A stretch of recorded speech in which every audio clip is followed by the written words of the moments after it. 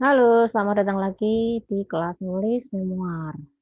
Lanjut kita bagi tentang tips bagaimana menulis memoir, drawing your life to create your story. Kemarin kita udah bahas tentang bedanya memoir dan autobiografi. Nah, terus permulaannya kita harus tahu audiens kita dan memiliki elemen-elemen cerita kita yang memiliki nilai universal sehingga relate kepada pembaca. Like fiction, memoir needs a hook, conflict, and an arc. Seperti fiksi, seperti cerpen dan novel, memoir juga butuh adanya hook, pancingan ya yang di depan sehingga orang tergerak untuk membaca terus sampai akhir. Harus ada konflik, ada pertentangan, terus ada an arc. Jadi ada lengkung kayak kurva gitu. Jadi dari trigger ada rising konflik, ada klimaks, kemudian ada resolusi. Pay attention with all sense, dari semua sense indera kita, baik penglihatan, pengecapan, penciuman, perabaan, perasaan, terus pendengaran, itu kita masukkan ke dalam memoir sehingga pembaca bisa turut mendengar, melihat, merasakan, membawi apa yang kita ceritakan. Connecting with other situation. Jadi dalam cerita itu kita hubungkan dengan situasi lain.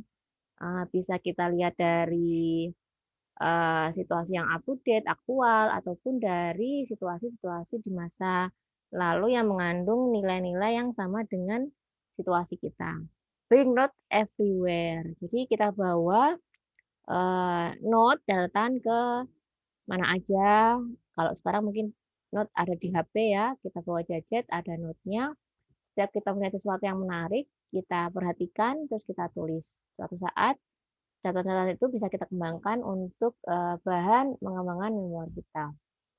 Nah, banyak melakukan perjalanan, melakukan kegiatan, experience, mengalami, merasakan, termasuk bekerja, kemudian berkiprah, berkontribusi di berbagai organisasi dan komunitas, menjadi volunteer di acara-acara, kemudian melakukan riset, penelitian, dengan banyak membaca, banyak browsing, terus eh, melakukan pendalaman terhadap sebuah tema, gitu kan.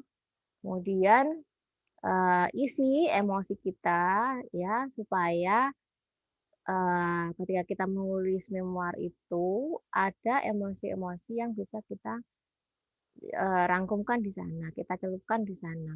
Dapatkan insight, pencerahan-pencerahan, kemudian bagikan dengan voice kita. Jadi menulis itu menjadi media untuk kita menyampaikan pencerahan-pencerahan melalui sebuah cerita. Misalnya kita mau menyuarakan tentang keadilan, menyuarakan tentang persahabatan, menyuarakan tentang cinta, menyuarakan tentang pentingnya toleransi, menyuarakan tentang pentingnya pendidikan, menyuarakan tentang pentingnya kesetaraan gender misalnya. Nah, itu bisa kita lakukan lewat menulis memoir ya. Dengan emosi-emosi yang kita turutkan di sana akan membawa si pembaca merasakan emosi-emosi tersebut dan turut berpikir dengan pikiran dan perasaannya sehingga ketika kemudian dia merasa itu relate dengan keadaannya, ketika dia menghadapi situasi serupa, dia akan bisa menggunakan nilai-nilai itu. Kemudian seberapa dalam dan tajam, jadi sebenarnya bukan seberapa tebal dan seberapa banyak halaman buku memoir kita, ya. Nggak apa-apa tipis misalnya, tetapi dia dalam dan tajam. Caranya supaya kita bisa menulis dengan dalam dan tajam, ya perluas wawasan, memperbanyak bacaan, kemudian memperpanjang waktu sujud, melakukan kontemplasi, perenungan, dan intens diskusi brainstorming dengan orang-orang di sekitar kita. Semakin banyak kita memperkaya diri kita dengan berbagai bahan dari berbagai field, bidang studi maupun berbagai sumber, maka akan semakin kaya juga tulisan kita. Nah, ini tentang teknik menulis memoir akan kita bahas di pertemuan berikutnya.